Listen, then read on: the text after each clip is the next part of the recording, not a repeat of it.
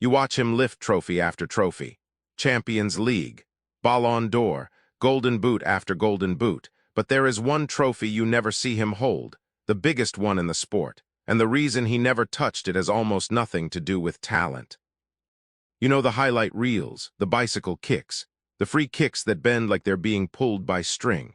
For 20 years, Cristiano Ronaldo has been one of the 2 or 3 best footballers alive. But football is not tennis. It is not golf. One player, no matter how brilliant, cannot carry a trophy alone.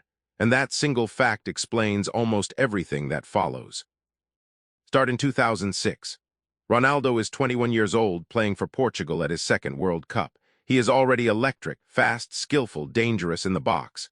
Portugal reaches the semifinals, the best World Cup run of his career to that point. They lose to France.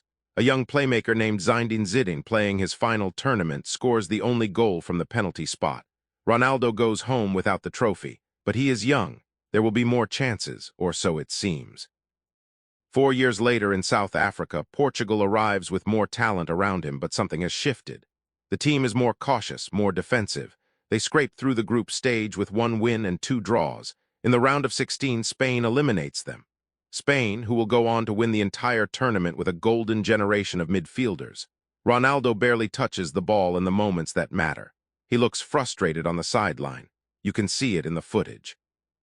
A generational talent, stuck inside a team that cannot quite match him. Here is where the pattern starts to reveal itself.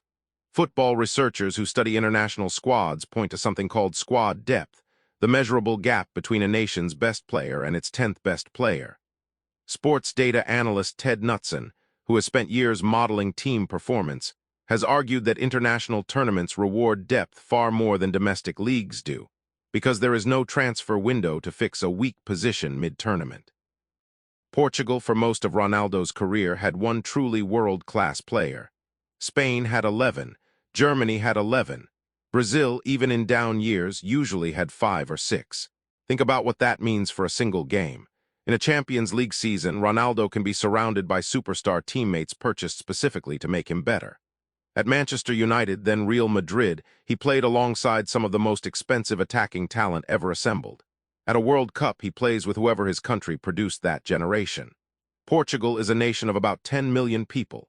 Spain, France, Brazil, Germany, Argentina. All of them draw from larger or deeper talent pools, or simply produced golden generations at the right moment. Luck of birth year matters more in international football than almost any other sport.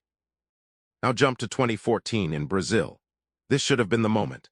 Ronaldo arrives fresh off winning his second Ballon d'Or, but he is carrying a knee injury picked up during pre-season, an injury so serious that doctors reportedly debated whether he should play at all. He plays through it. Portugal draws with the United States, loses to Germany 9-0, then loses again in a match against Ghana that barely matters anymore because they are already eliminated. Germany, the team that humiliated Portugal in that opening group match, goes on to win the entire World Cup weeks later. You start to notice something. Ronaldo's international heartbreaks keep intersecting with the exact teams that end up being crowned champions. Then comes 2018 in Russia. Ronaldo scores a hat trick against Spain in the opening game, arguably the single greatest individual World Cup performance of his career.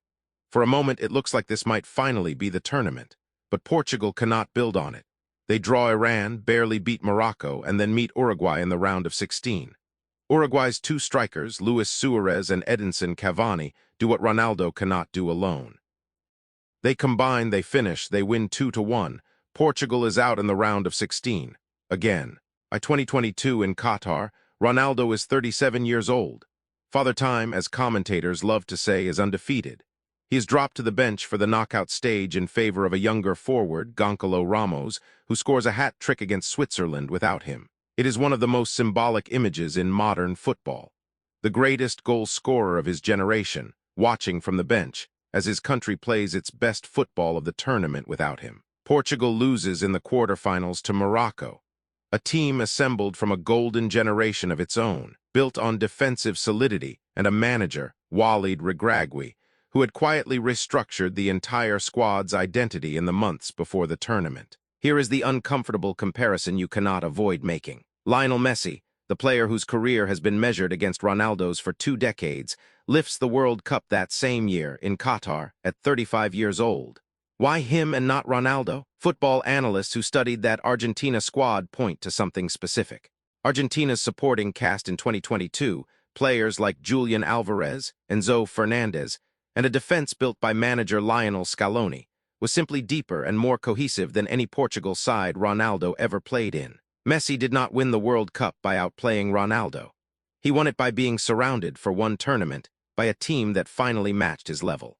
Football historian and analyst Jonathan Wilson has written extensively about how international tournaments are, in his words, a test of systems and depth as much as individual brilliance, and how the eras that produce a champion are usually the eras where a nation's golden generation and its greatest individual talent overlap at exactly the same moment.